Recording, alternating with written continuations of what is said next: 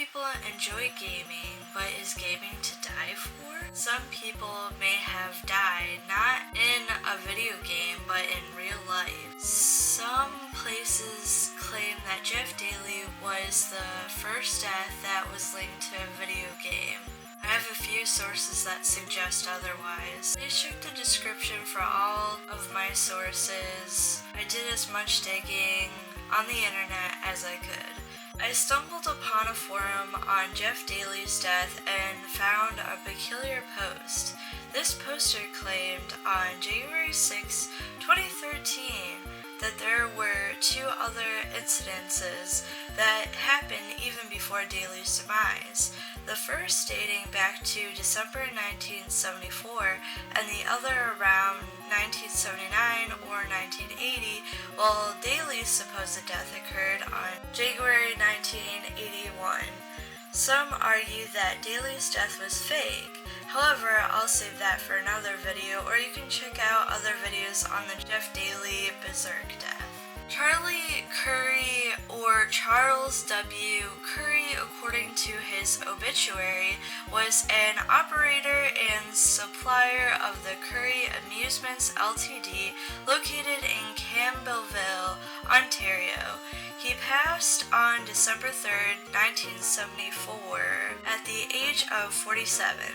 According to the March 1975 issue of Playmeter, it stated that he was electrocuted when he touched a game next to a TV video game by a non-TV game.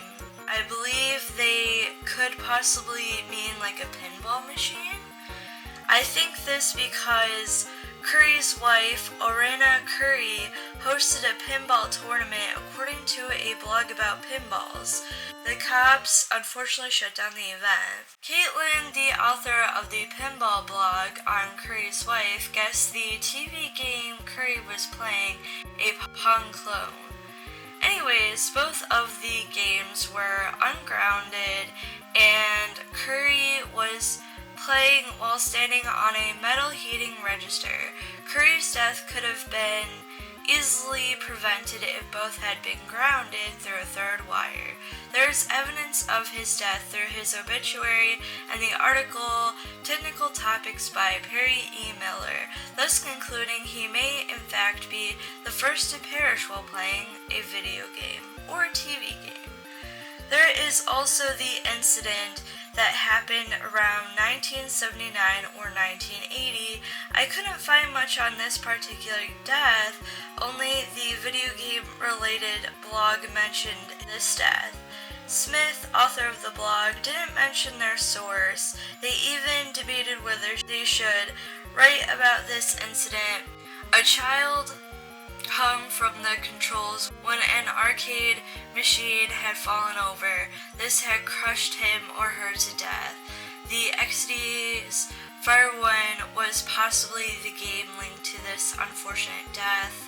Fire One was published by Exidy in 1979 in the US. Exidy was a big developer of arcade games around the 1970s and 1980s.